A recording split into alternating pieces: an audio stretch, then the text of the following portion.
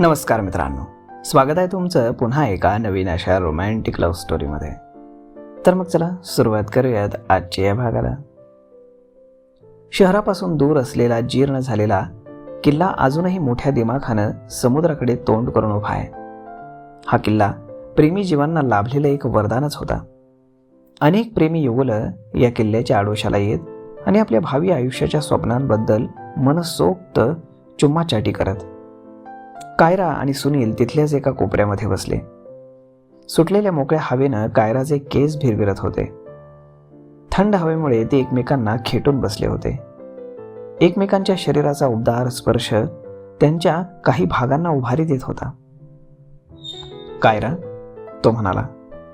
काय? ती हुंकारली. काय विचार करतेस? काही नाही. आपल्याला काहीतरी करावं लागेल. काहीतरी काय? लग्न करावं लागेल, ती मिश्किलपणे हसत म्हणाली. मी कुठे नाही म्हणतोय. मग सांग कधी करायचं?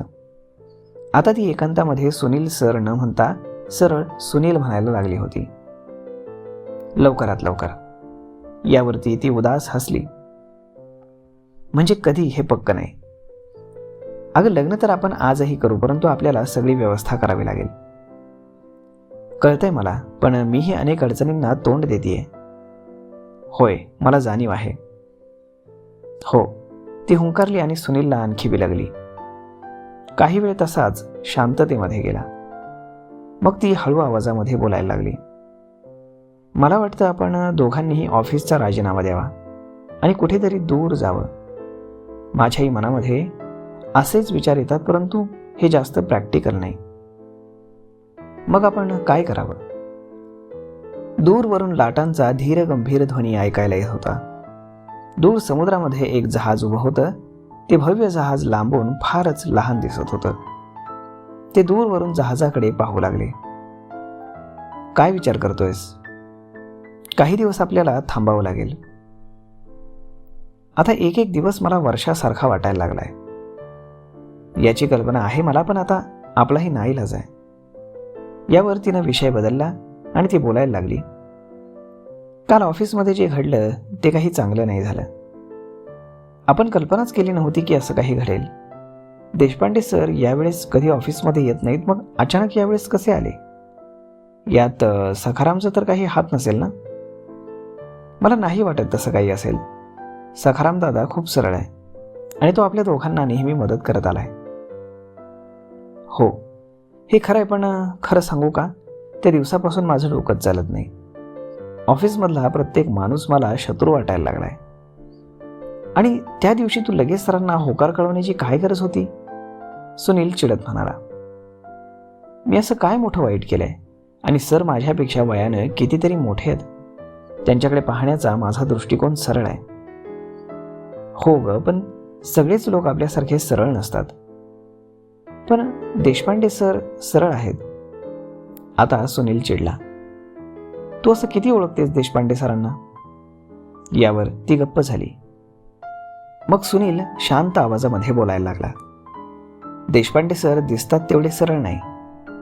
आतापर्यंत या ऑफिसमध्ये जेवढ्या मुली आल्या त्यातल्या बहुतेक सर्वांनाच देशपांडे सरांनी आपल्या बेडवरती घेतलंय. ज्या मुलींनी त्यांना नकार दिला त्या मुलींना त्यांनी पद्धतशीरपणे कामावरून कमी केलं. असे आहेत आपले आदरणीय देशपांडे सर. कायरा आश्चर्यानं त्यांच्याकडे पाहायला लागली. सुनील पुढे बोलू लागला. म्हणून जेव्हा ते म्हणाले की तुझ्यासोबत ते कॉन्फरन्सला येणार आहे, त्याच वेळी त्यांचा हेतू मला कळाला. पण मी स्पष्ट बोलू शकत नव्हतो. मला वाटलं निदान तू तरी म्हणशील की सर मला थोडा वेळ द्या, मी विचार करून हो की नाही कळवते. पण तू तर लगेच हो म्हणून मोकळी झालीस. मग जा आता सरांसोबत. सुनीलच्या बोलण्यात चीड स्पष्टपणे जाणवत होती. कायरा आता शांत झाली. आपल्यासमोर उभं राहिलेल्या संकटाची तिला आत्ताशी जाणीव झाली. ती दबलेल्या आवाजामध्ये बोलायला लागली. मग आता मी काय करू तूच सांग. जा आता खुशाल. तो तिला चिडवण्याच्या हेतून बोलला. मग तीही चिडली आणि उठून चालू लागली. सुनीलला आपण केलेल्या मस्करीची किंमत कळाली. तो तिच्या मागे जाऊन तिला थांबवण्याचा प्रयत्न करू लागला. तो मागे मागे येतो हे पाहून तिला अजूनच चेव आला. ती त्याला झिडकारून आणखी वेगानं चालू लागली.